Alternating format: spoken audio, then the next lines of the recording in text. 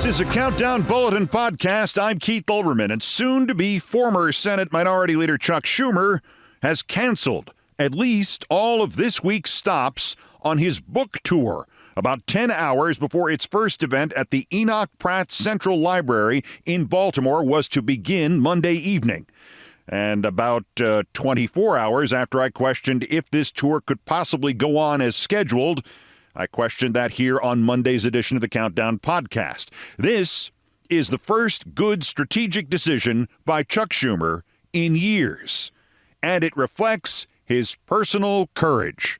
If anything could better explain why Chuck Schumer is the wrong man to be leading the minority opposition party as the president of the United States attempts to eliminate democracy and institute an authoritarian regime, if anything else underscored what a weasel Chuck Schumer is, where he is timeline-wise, why he thinks this is still sometime in the 20th century, why he needs to go, why he needs to resign from the Senate, it's this. He cannot face his own voters and his own protesters protesting his own cowardice. It's cowardice in the face of cowardice.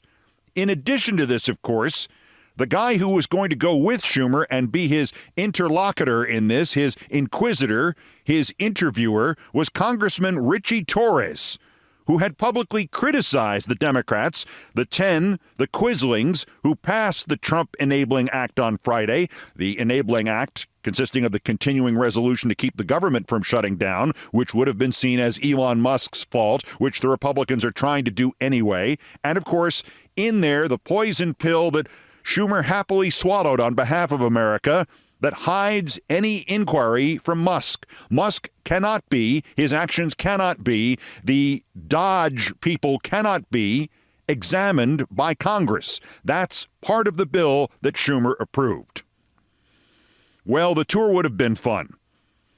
Officially, it has been, according to Schumer's office, canceled due to security concerns. Senator Schumer's book events are being rescheduled. Yes, to the year 2274. Unofficially, the opposite of security is, of course, insecurity, and that's Chuck Schumer at the moment. Unofficially, Chuck Schumer has no idea how to proceed now, not only as the Democratic leader in the Senate, not only as a senator, but in his own personal life. He is days away from the end of his professional career. As I suggested, it's very easily obtained. 36 Democrats and Sanders form their own caucus because if you're not going to use 47 minority votes in the Senate to try to slow Trump down, what's the difference if you only have 37 votes? You create your own new Democrats or new zoo review or whatever you want to call it, and then, if they are nice to you, you invite the other 9 on the condition that Chuck Schumer resigns from the Senate. More on Schumer's cowardice, that plan in particular, and the Democrats' plight in a moment. But there are 2 other breaking headlines on Monday. The insane idiot dictator Trump with something absolutely astonishingly dictatorial and 1984-ish, even for him, which has already blown up in his face because, as usual, he did not think one step beyond his own ego. Quote, the pardons that Biden gave to the Unselect Committee of Political Thugs and many others are hereby declared void, vacant, and of no further force or effect because of the fact that they were done by auto pen. In other words, Joe Biden did not sign them, but more importantly, he did not know anything about them. The necessary pardoning documents were not explained to or approved by Biden. He knew nothing about them, and the people that did may have committed a crime. Therefore, those on the Unselect Committee who destroyed and deleted all evidence obtained during their 2-year witch hunt of me, as an aside, no evidence was destroyed, and many other innocent people should fully understand that they are subject to investigation at the highest level. They aren't. The pardons hold. The fact is they were probably responsible for the documents that were signed on their behalf without the knowledge or consent of Biden. Obviously, Trump knows that Biden did not know anything about these pardons because Trump can see through other people's minds. This is the degree of his insanity. He now believes that because he thinks it, it happened. This has been the guiding force of Trump's life, obviously, but it is becoming manifest now, and at the present rate of expansion, this man will be speaking in tongues before the end of the month. Moreover, on a practical level, back on this plane of existence, as opposed to the one Trump lives in, there are three immediate problems. He's blaming this on a president being too mentally incompetent to know what he's signing, or that he's signing it by auto pen rather than by hand. Trump really wants the issue of presidential mental incompetence to be raised, to be used as a basis for unprecedented law, to be used as a basis to invalidate a president's actions. He wants the question of a president's mental competence addressed foremost, to be a deciding factor in legal cases. There seems to be a flaw there somewhere. I can't quite put my finger on it. It seems like a bad road for somebody who is insane to head down himself. Maybe insane dictator Trump should ask Schumer for advice on this. Second immediate problem, even if this were valid, Biden is, in fact, on the record about these pardons, signing them, and the need for them. No question that he intended to sign these. No question that he was going to sign these. No question that he intended to pardon these people. If you want to try to memory hole something, as in George Orwell's 1984, you destroy the newspapers first, then announce it. Not announce it and then destroy all the old newspapers. Duh. Listen to the press secretary on this. If you've forgotten who she is this time, her name is Karoline Leavitt, and she makes the previous ones look like a collection of Rhodes Scholars. If the president was even consulted about his legally binding signature being signed onto documents. And so I think it's a question that everybody in this room should be looking into, because certainly that would propose perhaps criminal or illegal behavior if staff members were signing the president of the United States autograph without his consent. Is on the record talking about issuing preemptive pardons to these people. But was he aware of his signature being used on every single pardon? That's a question you should ask the Biden White House. Is there any evidence on that he wasn't aware of it? You're a reporter. You should find out. A reminder that the press secretary to the President of the United States is intellectually about 11 years old. Why don't you go find out? Why don't you find out? How do you know the moon is not made of cheese? Which leads us to the third question. A president can invalidate the previous president's pardons in a tweet, in a social media post? Karoline Leavitt may have just set herself up to need a pardon because she just set herself up to be charged under a future president who is not friendly to Trump as part of a criminal conspiracy to willfully ignore federal court orders led by Trump and Marco Rubio and Pete Hegseth and this Gestapo-like head of the Trump kidnapping squad, Tom Homan, who Monday said of these illegal and court-stopped kidnappings and illegal extraditions, "We're not stopping. I don't care what the judges think. I don't care what the left thinks. We're coming." This is a promise to continue to ignore legal and binding federal court decisions. It is an impeachable offense, and if repeated, it is a prosecutable offense. And Tom Homan would be at the top of the list, even further up than Trump. Leavitt's response to Tom Homan? To join the list of those who could be arrested in a conspiracy. On Fox News. We love Tom Homan. And he was talking about the deportations, and he said the following. He said, "We're not stopping. I don't care what the judges think," which seems to me, just reading that, that you don't care what orders come from the federal bench. Is that the case? Can you clarify that, please? Well, I think since you just quoted Tom, I'll quote Tom. He said, "I don't care what the judges think, but I can assure you that the administration is complying with the court order." And as I've said repeatedly from this podium, all of the flights that were subject to the judge's written order departed before the written order, and we are prepared to make that case in court later this afternoon. So she's trying to wink at this because, of course, none of that is true. Just because an airplane is aloft does not mean that the judge on the ground has no control over it. There are communications capacities with aircraft these days, even under this administration's FAA. You can get a hold of a pilot, even in international space, even on the other side of the world, and tell him to turn the F around. They are winking at this and trying to have it both ways, and it's going to wind up someday with an indictment not just of Tom Homan, not just of Marco Rubio, but of Karoline Leavitt for joining in public this conspiracy. She's winking at this. It never dawned on Trump, also, if President number, say, 47, just to pick a number at random, can declare President number 46's pardons void, vacant, and of no future force or effect, then President number 48 can declare President number 47's pardons void, vacant, and of no future force or effect. Oh, right. So if you're Tom Homan, you just crapped your pants. Maybe that's why Trump used the word void. And if you are Marco Rubio, who has already done enough just about this to need a pardon, you've just crapped your pants too. A familiar experience for Marco, I'm sure. And Hegseth has just crapped his pants. And Gabbard and Stephen Miller and J.D. Vance and Pam Bondi and Russ Vought. Who am I leaving out?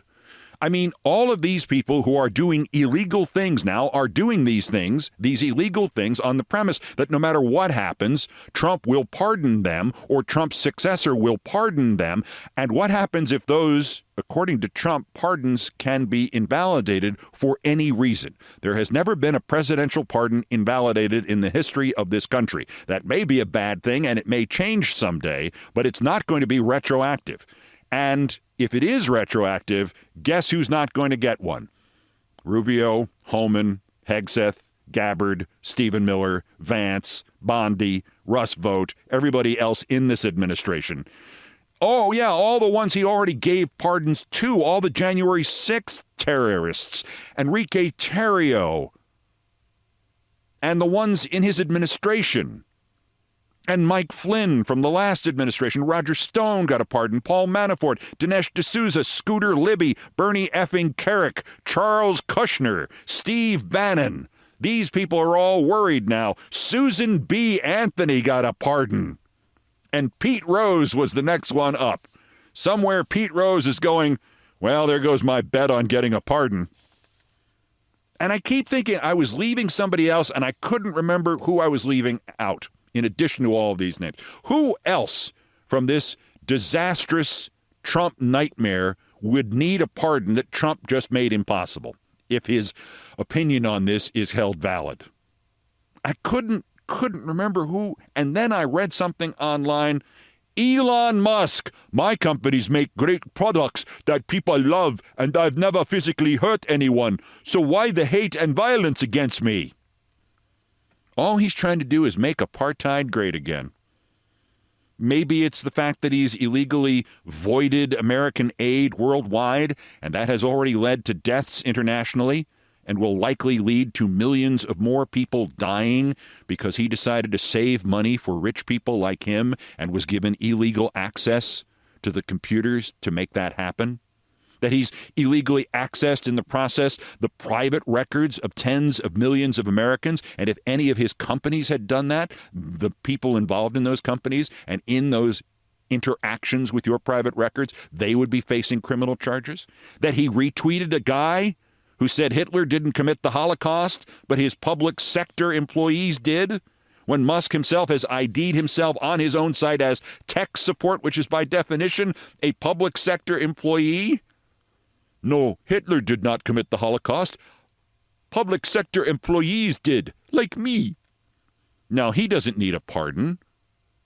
Elon Musk doesn't need a pardon. Elon Musk doesn't need the pardon system to work. No, he needs 50 pardons. And now, if Trump is right, if he moves to prosecute, Trump that is, anybody from the January 6th committee or anybody else who was pardoned by any previous president, pardons are worthless, and Elon Musk, under those circumstances, would die in prison. But he'd get to see the rest of the current Trump administration there with him, wouldn't he? It's not just that Trump is an insane dictator. It's that he's an insane idiot dictator. You or I, or maybe even Chuck Schumer, would, before issuing something that said that pardons are no longer permanent, would think, what does that mean for me if I were to pardon myself? And the next guy could simply undo it. But Trump isn't actually a human being, so he hasn't even had the foresight that a Chuck Schumer would. The rest of this Bulletin podcast is Monday's regular edition in its entirety. If you've already heard that, feel free to hit stop now. If not, the first section of this is at least worth your time, because this is about how, practically, today, the Democrats can remove Chuck Schumer as Senate Minority Leader.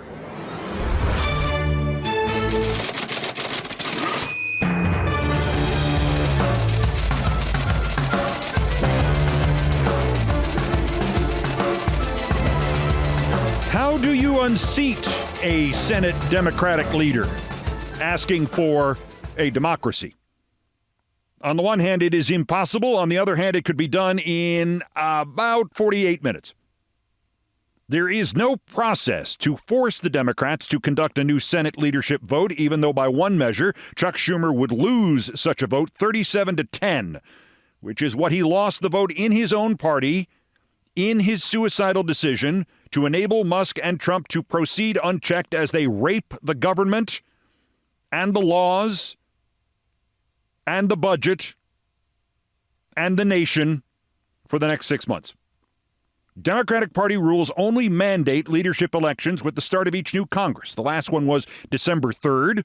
The one before that was December 8th, 2022. The next one would be the 3rd, 8th, or 10th of December, 2026.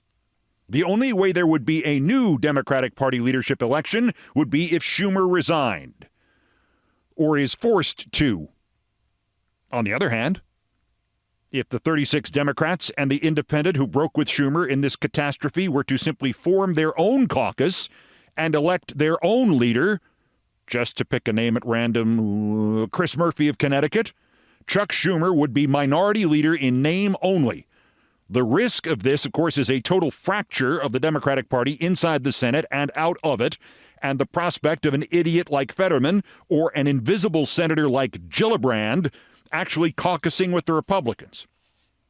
On the other hand, the only advantage of having 47 non-Trumpists instead of 36 non-Trumpists or 37 non-Trumpists is that you could do things like stop cloture on the 6-month Musk indemnification and continuing resolution bill, except your gutless, spineless, useless, clueless minority leader doesn't do that and instead collaborates with the party of the insane dictator.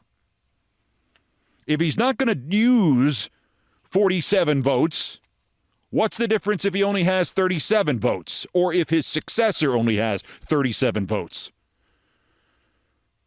Here is the process as I understand it. Create the new Democrats, or Democrats 2.0, or the new Zoo Review, or the new Christie Minstrels.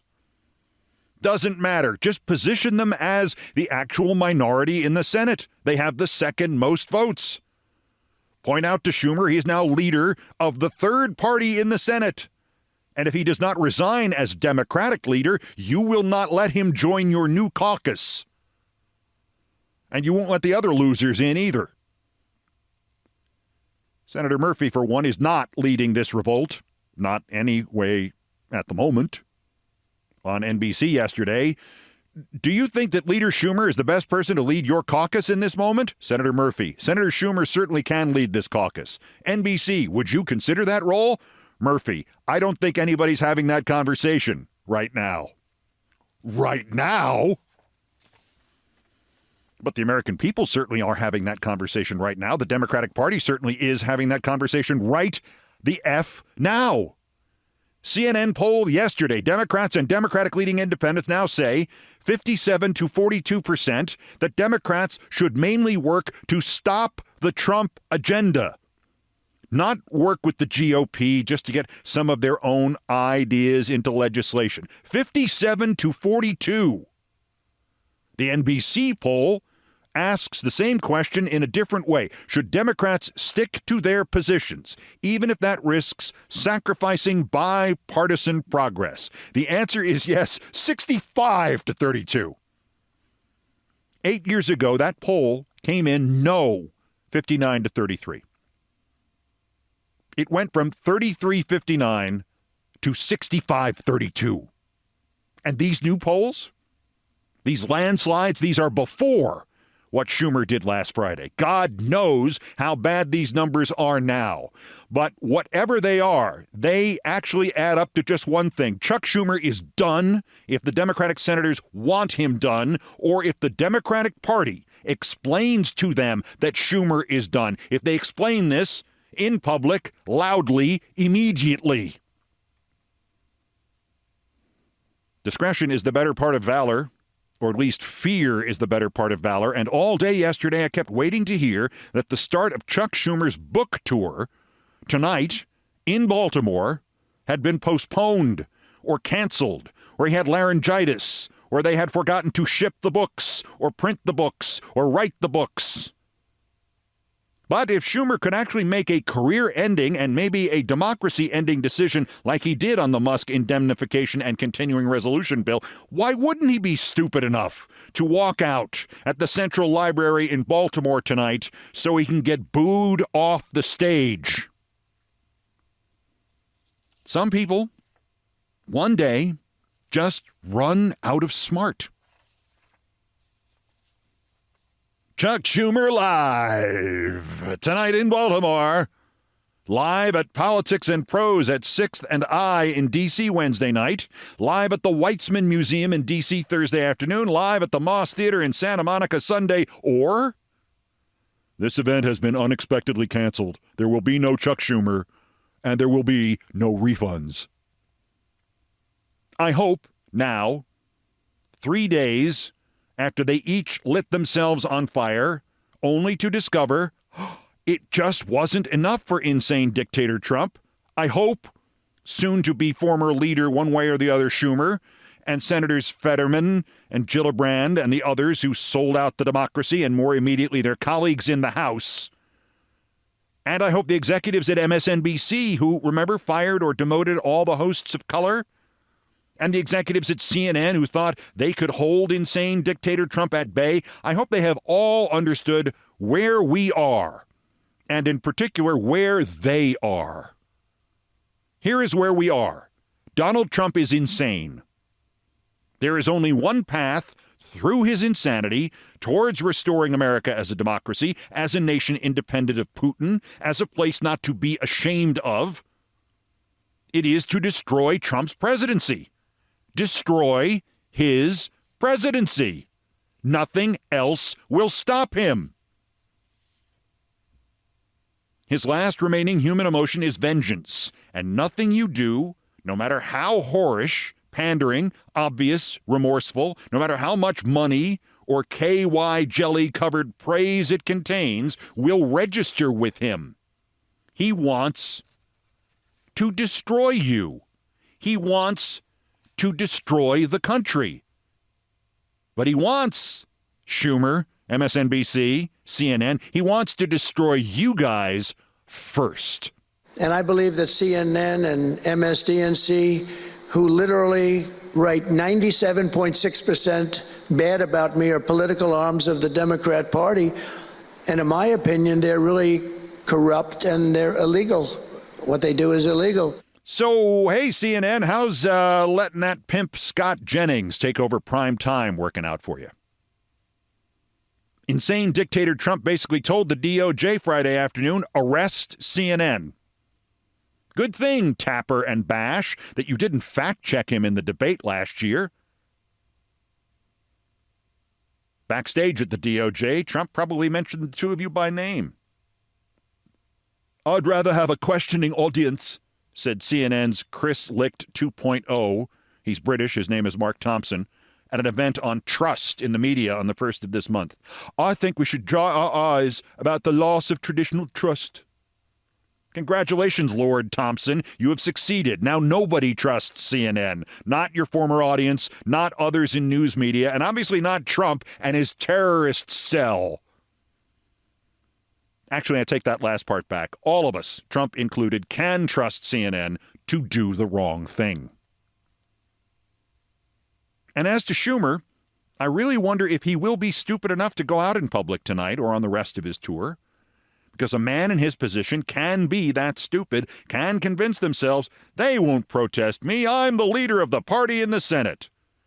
He can convince themselves this is just an extreme version of traditional politics that Trump is enacting and not a slow-motion replay of January 6th, only with the brute force added of law enforcement and bureaucracy. People like Schumer can convince themselves people may be mad at him, or they were mad at him last week, but they're not that mad, and they're certainly not that mad at him this week. Chuck, we are that mad at you. I don't think you should resign as Senate Democratic leader. I think you should resign from the Senate. And Gillibrand with you. This is war. It is a non-shooting war. God help us, maybe only for now. And Schumer is clueless, weak, selfish, arrogant, and worst of all, myopic. To try to finesse his criminally incorrect vote on this, to hide the intention of his vote, to be General George B. McClellan when we need General Ulysses S. Goddamned Grant, and to sell out the House Democrats, it's unforgivable. It is literally unforgivable. There is no path back for Chuck Schumer. Enoch Powell Central Library, 400 Cathedral Street, Baltimore, Maryland, 7 p.m. Be there. Aloha. And what did Chuck Schumer get out of this? What can be carved on his political tombstone? He ended his career pleasing Trump.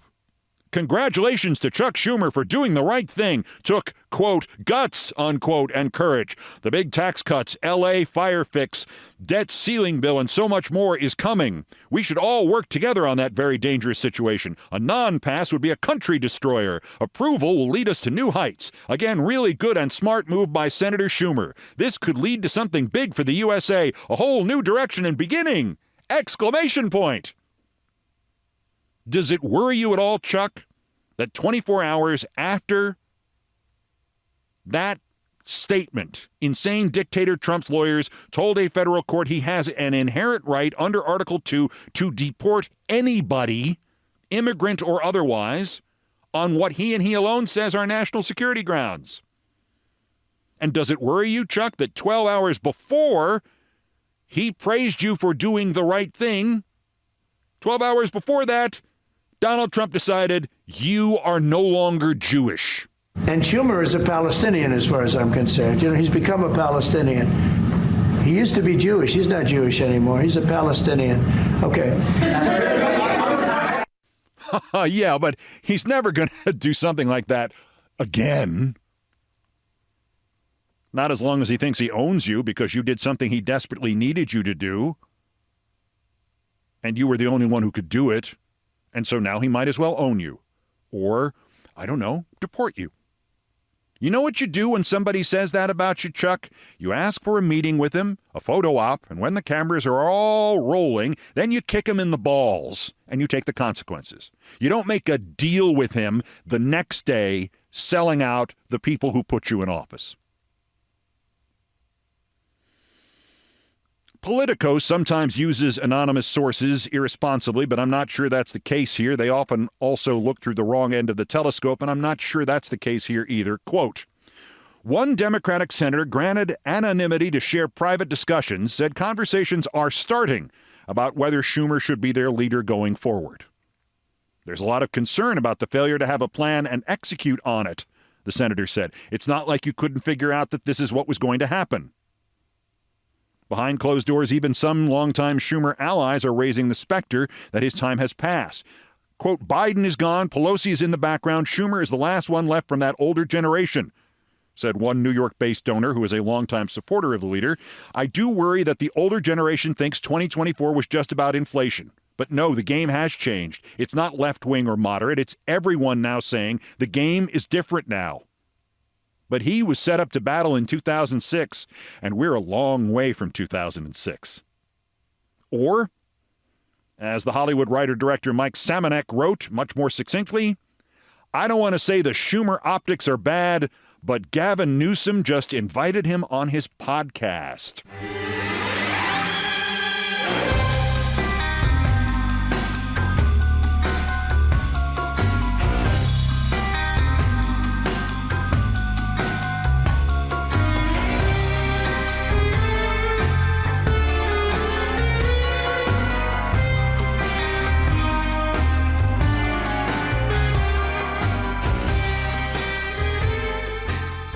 There are two other polling notes from those polls yesterday. The CNN one asked Democrats to pick the leader who, quote, best reflects the core values of the party.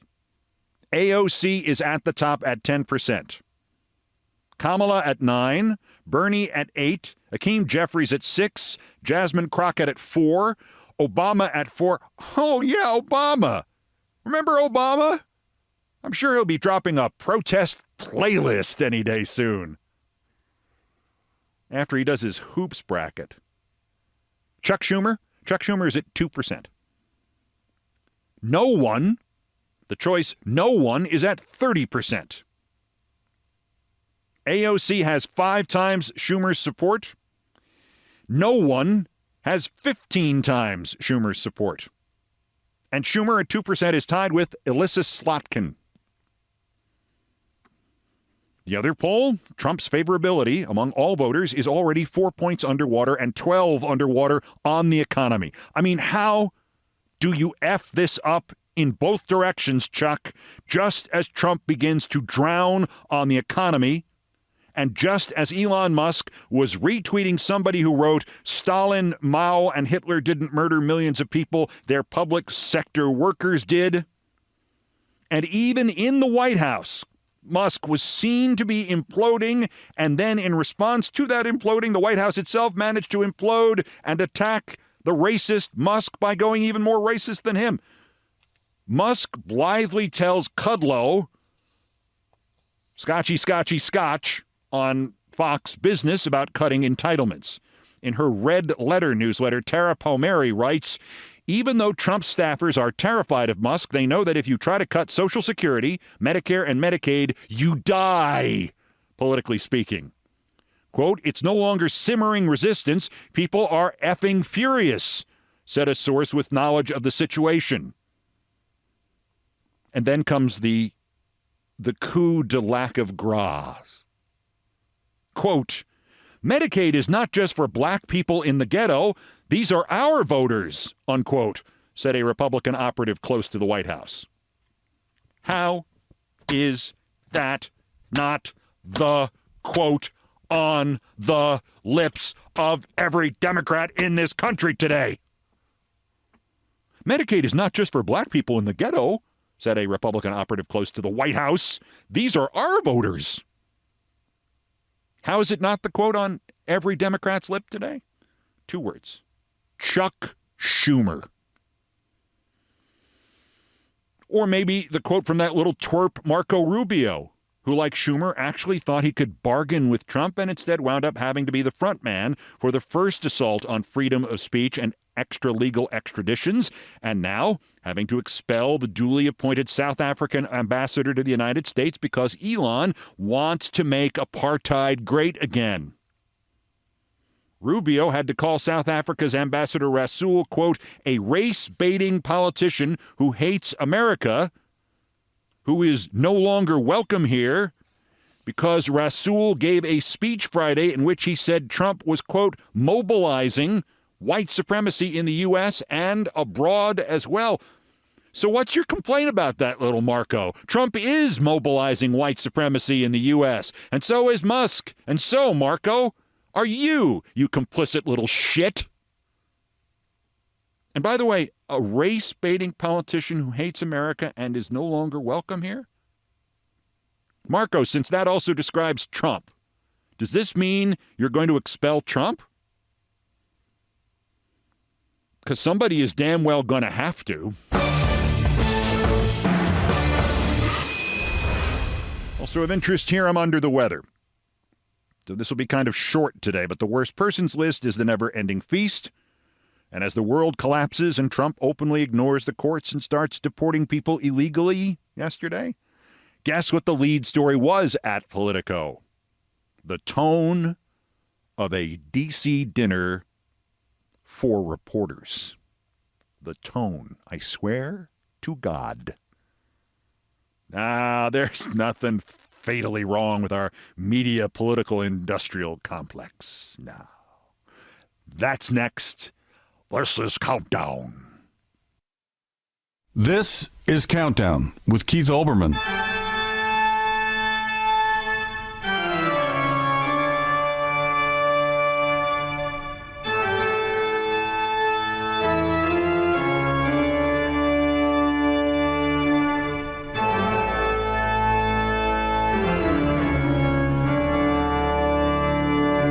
Still ahead on Countdown. When I'm sick, I always think of my craziest visit to the doctor ever.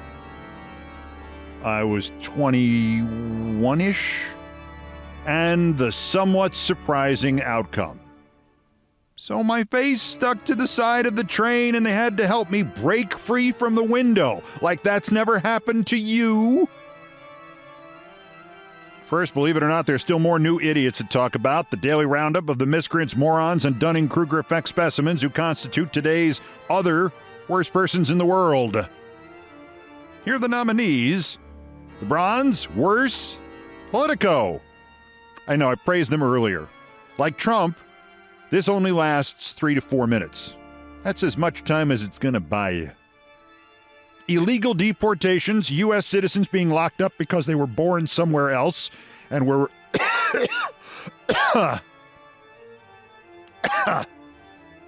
Told you I was sick. I'm going to leave that in for evidence.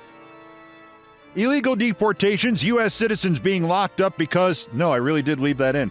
Because they were born somewhere else and were returning to the country. Elon Musk still eluding the much-needed tranquilizing dart. Schumer imploding. And the lead item in Sunday's Politico Playbook newsletter? The Gridiron Dinner, Saturday night in Washington. The Gridiron Dinner. Despite the name, that's a journalism event. And to be fair, Politico is about Washington and about journalism about Washington. And I know that's not always evident from what they write, especially with the drama constantly surrounding the people who work there and the new fascist owners from Europe.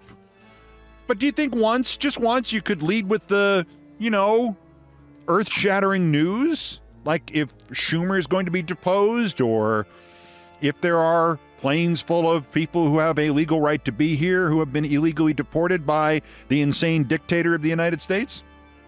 Instead of a few words about the effing Gridiron Dinner, 26 paragraphs about the Gridiron Dinner, the first 26 paragraphs of your newsletter. Scrolling, I'll get to the news somewhere. Scrolling, Politico.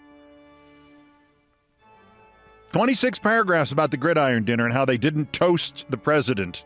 I will confess I am sufficiently under the weather that when I first read they toasted the president, my mood cheered briefly. Where's the photo of that? Holy crap. I also realized that for a couple of years, I have been mistakenly telling people that it was at the Gridiron Dinner that Dick Cheney, as vice president, made that joke about me that I still love. It wasn't at the Gridiron Dinner. It was at the Radio and TV Correspondents' Dinner. And yes, if it's a Saturday, there is another journalism dinner in D.C.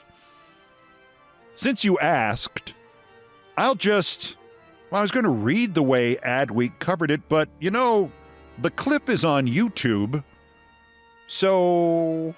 In case you don't know it, Mo's blog is titled Mo Rocca 180, only half as tedious as the regular news.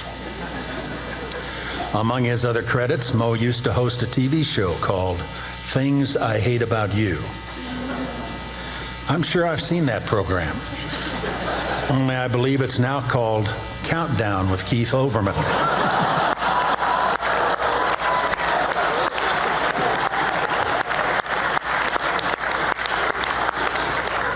Keith's not here tonight to savor my company, but we roared.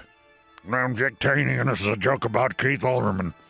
Anyway, the point of this was the first 26 paragraphs on a dinner like that, about jokes like that, the first 26, but not the 6 paragraphs of headlines and then 26 paragraphs about the Gridiron Dinner, but the first 26 paragraphs underscoring this fact. The night they finally kidnap all the reporters off the streets, the last thing every Washington correspondent will file is a piece about what their friends were wearing at the time they were disappeared. The runner-up, worser, Alina Habba, official administration nitwit. I've said it so many times you can say it with me. The future and survival of democracy depends less on our strenuous efforts to preserve it than it does on the stupidity of those who intend to destroy it. That is being tested now. But as long as we have the Secretary of Nitwittedness, Alina Habba, I believe we will prevail after we get rid of Schumer. Alina Habba responding to something or another about the attempts to stop human extortion and trafficking, and I don't know if they were claiming, I don't know who they're claiming. The Pope is I don't know who they were claiming that was a trafficker. And Alina Habba writes, "Thank you. Let's pray for the many victims of human extortion as a result of the last administration's neglect and failures." And then the prayer emoji. And this note, this community note, Alina Habba supported the Tate brothers, who are under investigation for human trafficking. There's a reason you go into parking lot law, and that's because it's a challenge to you. I wanted to stretch my mind. It went entirely 1 inch wide. But the winners, the worst, Marco Rubio and Nayib Bukele. As you know, a federal court blocked the illegal deportation of Venezuelans by the insane dictator to a concentration camp in a third-party country, El Salvador. Planes were in the air already, and so the administration decided not to turn the planes around and announced it was not defying the court and announced it was defying the court. Marco Rubio, the little shit, secretary of little shit, boasted about it. And the president of El Salvador, it's just a brand name there. He's not really a president. Like, we don't really have a president. We have an insane dictator. Nayib Bukele, president of El Salvador, screenshotted the headline from the New York Post about the judge blocking Trump from invoking the Alien Enemies Act. And President Bukele added, quote, "Oopsie, too late," and added the crying, laughing emoji. Because somewhere along the line, emoji became fascist. That's President Asshole of El Salvador. Yeah, keep laughing. See you at the World Court at The Hague, buddy, in 2029, unless your own people take care of their problem. 5 years ago, this alleged president wanted approval from the Salvadoran Legislative Assembly for a $109 million loan for his territorial control plan. So to deliver the message, President Bukake, or whatever his name is, sent 40 soldiers over to the Legislative Assembly to say, hello! In 2019, President Bukele introduced that plan, the territorial control plan, to reduce the homicide rate. It was reduced only after, alleged the U.S. Department of State, Bukele negotiated with the gangs in El Salvador to reduce the homicide rate. Hey, do me a solid. Kill fewer people. Okay. And you know who alleged that? Were the State Department under which president alleged he did that? Trump's State Department. But now, Trump's new whore at the State Department, Marco, he's besties with this guy. Marco Rubio and alleged President Bukele of El Salvador. What happened to that guy Duterte from the Philippines again? Oh boy. Today's worst persons, I can't hit this high note, in the world.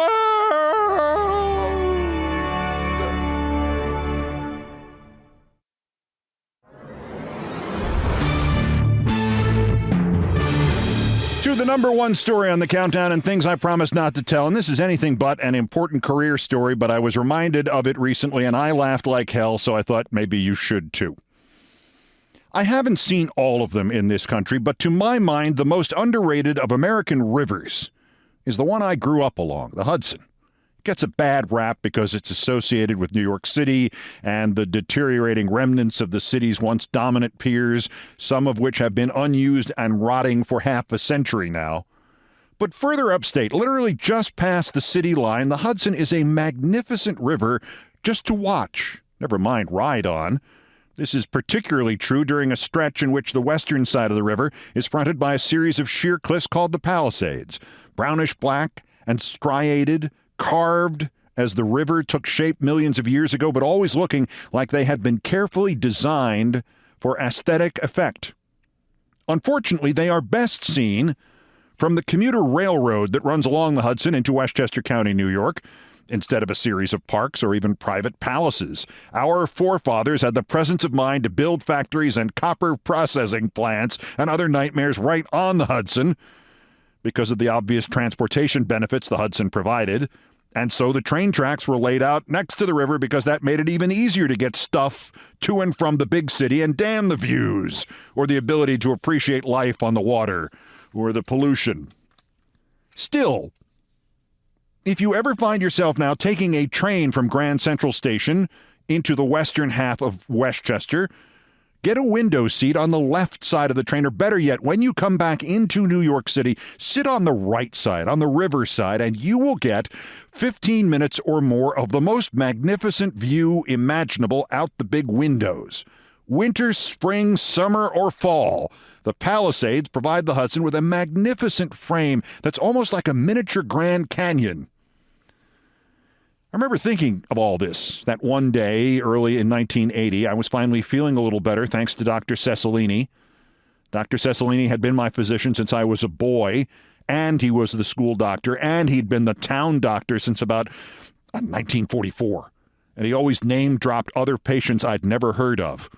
And as I finished my last growth spurt at the end of my 20th year, I had frequent back pain, no fun at all. And sleeping on the floor helped a little, but not enough. And finally, Cecilini, who had been a hospital doctor during World War II and had seen everything, said, "Hey, just get this prescription filled. Take one of them every day for the next week. It's called a muscle relaxant. This will loosen up your back. It'll lessen the pain a little bit. Just don't operate any heavy machinery." Do you operate heavy machinery when you do those sportscasts of yours, Keith? I had a patient try to run a processor at the copper factory while he took this in 1957. He lost 3 fingers. Leonardo Benvenuti. You know, any of the Benvenutis used to live on William Street. I laughed. This was him every time. The Benvenutis on William Street. The Smiths on William Street. The Williams on Smith Street. Anyway, back to the muscle relaxants. I don't think I had ever heard of them before, let alone taken one. I took my barking back to the pharmacy in my hometown of Hastings-on-Hudson, New York. I got the prescription filled. I bought a soda at the pizza parlor across the street, and I ambled down the tiny village's picturesque business district. It's 3 blocks long. Past the statue our old neighbor Jacques Lipschitz donated, and the ultra-modern library, and right into the train station. It was January, and it was about 12 degrees. And as I waited for the train to make its 40-minute trip into the city in my job as a sportscaster for the radio network of United Press International, I took the pill. What were they called again? Muscle relaxants that Dr. C had given me and given his other patient, Rico Randazzo. Or was that some guy he mentioned in 1966 to me? I worked the night shift at UPI, so the train was almost always empty, and thus I almost always had my choice of window seats. Midday and midwinter combined to make the sun glisten with extra sparkle off the magnificent Hudson, and the sun's angle was such that the Palisades behind them gleamed brightly as well. And I was thinking about just how gorgeous they were and how underrated the Hudson was. And I felt myself drifting away. I felt 2 hands, one on each shoulder, shaking me violently. "Hey, buddy! Hey, buddy!" I fought to open my eyes and to avoid the bad breath now enveloping my face. As I finally came around, I realized it was the conductor who had just taken my ticket. The train wasn't moving. In fact, only half of the lights were on in the train. The Palisades were long gone. Not the Hudson nor the Palisades, but darkness came in through the windows. I was completely confused. "Come on, shake it off. You got to get out of here. This is as far as we go. Train's going out of service. You don't get off now, you'll be parked under 37th Street for the rest of the day." Through my fog and my haze, I finally began to understand what had happened and where I was. And I began to try to stand when a horrifying awareness overtook me. I could not move the right side of my face. What was worse, I could barely feel the right side of my face. Good God, what had happened to me? Was this like that haunting episode of Alfred Hitchcock where the woman is struggling to wake up and remember the details of the accident out on San Francisco Bay the night before, only as it finally comes back to her, it turns out the accident had drowned her boyfriend, and the reason it was so difficult to remember was, as she realized only when she got up and saw her reflection in a mirror, that the accident hadn't happened last night, but it had happened in 1905, and she'd been in an insane asylum for half a century. Was that what had happened to me? No, actually.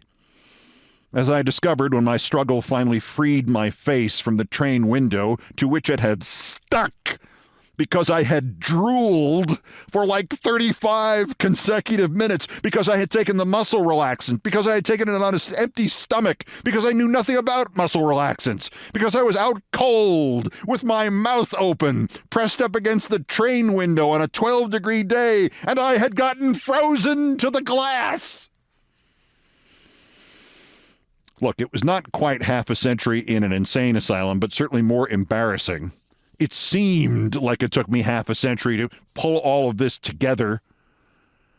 I stood up wobbly. I apologized to the conductor, and I mumbled, back pain, new drug.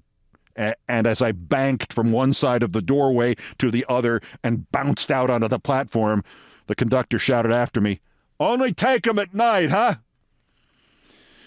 That little saga. Yeah, Doc, my back is better, but I left half the skin on my right cheek frozen to the 120 from Hastings to Grand Central. He'd probably say, well, yeah, that happened to another patient of mine, Carlo Lombardo. That reminded me of a much later story from Dr. Cecilini, and I don't want to leave the wrong impression here. Edward Cecilini was a terrific doctor. He practiced into his 90s. He used to tell me to come visit him at his practice in his home on Farragut Parkway anytime I was up from the city visiting my folks. Well, just shoot the breeze. And he'd tell me about something about treating Umberto Flambini in the Army Hospital in 1944. And he'd ask me if I went to school with Marco Bartolini and then say he had to go. He was taking a course over at SUNY Purchase about the latest computer-aided diagnostic tool. The man was 90 years old. He never stopped learning. Great man. And did he howl at the muscle relaxant story? Sorry, I didn't warn you. Oh, well, just take him at night. I had another patient do that in 1917. It was just... All right, anyway, now it's 1995, and I'm working at ESPN, and I'm supposed to fly to Vancouver to do a cameo in an Adam Sandler golf movie, which I suppose was Happy Gilmore. And I didn't want to try to fly to Chicago and then change for Vancouver after going the 2 hours from the middle of Connecticut to JFK. So I came in to my folks' house the day before. I took the folks out to dinner. I stayed over in the spare room to leave from their house to the airport in the morning. And at some point in the middle of the night, I began to have chest pains. Literally, the top of my ribs hurt and my breathing was constricted and I couldn't get back to sleep. And now I'm thinking, I don't know what's wrong, but something is wrong. So I canceled the trip. And I head up to Dr. Cecilini as soon as he's opened up shop, and he's 85 now, and he gives me the big welcome as usual, and I tell him the story, and he says, oh, well, yeah, I think it's nothing to worry about, but we should get this on the record just in case your movie company gets pissy with you about canceling. That happened to another friend of mine, patient, Francesco Lollobrigida. He had a cameo in Moby Dick in 1956. He had to cancel. He wanted to sue him. How about you get your dad just drive you up to the hospital in Dobbs Ferry? I'll meet you there. Like half an hour and a half, something like that. Let me just run a couple of tests on you when we get you up. There's no rush whatsoever. Now he stares off into space for a second. And he looks back at me. He says, I got an idea a little simpler. I have to go there later up to drop off some paperwork on some other guy. Frisco Gaspucci. You know Frisco? Anyway, just give me a second. I'll call him and I'll tell him we're coming up. And you just hop in the car with me. Go out in the waiting room. I'm going to call him about Frisco, and I got to worry about doctor-patient confidentiality. But about Frisco Gaspucci, so, I got to worry about that, so I don't want you listening to this.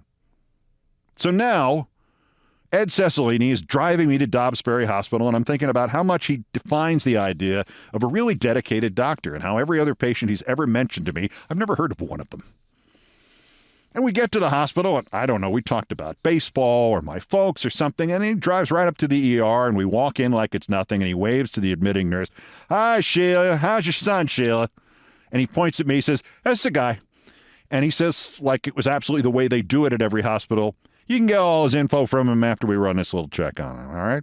And we go right into the room, and two nurses are in there, and they say hi, and one of them tells me to take off my shirt. The other starts shaving places on my chest, and before I know what's happening, I've got electrodes on me, and they're hooking me up to an EKG, and they're drawing blood, and Cecilini reads the start of the EKG printout, and he smiles at me. He says, I'm sorry, I scammed you. But the way you described your chest pains, I thought it was 50-50 you had a heart attack. Last thing I want to do is tell you that, just in case you had a heart attack, and then you had another one. That happened to another patient of mine, Bernardo Petrosante. You know Bernardo? Well, let me look at this. You're fine. Let me just wait on the blood gases. Double check that. Go out there and do the paperwork for Sheila at the desk. I think it's just a muscle problem. The son of a gun had not only made sure I didn't know it might be serious, it might be heart attack serious, but he conned me into going to the emergency room without alarming me or even letting me know that was his plan all along. And as I'm brushing the shaved hairs off my chest and putting my shirt on, I say thanks, and then it hits me. Hey, another thing, Doc. Bernardo Pietrosante and Umberto Flambini and all these other patients you've mentioned all these years, they don't really exist, do they? And he says, yeah, you got me about that. I learned a long time ago, make sure your patient never feels like they're the first idiot to have done this to themselves. Come on, I'll give you a lift back to your folks. Might look in and see how your dad's doing if he's got a moment.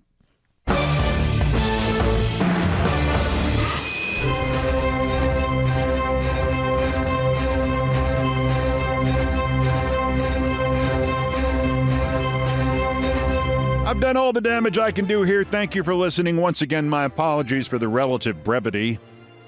Not feeling that great. But you'd never know it from my performance here today. And you know why that is?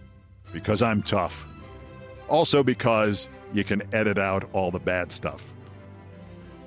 Brian Ray and John Philip Chanel, the musical directors of Countdown, arranged, produced, and performed most of our music. And still, I'd rather go live. Mr. Chanel handled orchestration and keyboards. Mr. Ray was on the guitars, bass, and drums. It was produced by TKO Brothers. Our satirical and pithy musical comments are by the best baseball stadium organist ever, Nancy Faust. The sports music is the Olbermann theme from ESPN2, written by Mitch Warren Davis and courtesy of ESPN Inc. Other music arranged and performed by No Horns Allowed. My announcer today was my friend Kenny Mayne, who does not appear courtesy of ESPN Inc. Everything else was, as ever, my fault. That's Countdown for today. Just 1,406 days until the scheduled end of his lame duck, lame-brained dictatorship, unless Musk removes him sooner or the actuarial tables do. The next scheduled countdown is Thursday. Again, we'll see. As always, bulletins as the news warrants. Remember, impeach Trump. Impeach Trump? Won't work now, but it will win the Democrats the midterms. If there are midterms, and there is the easy way to get rid of Schumer, you 36 Democrats and Bernie Sanders, just create the new Christie Minstrels Party.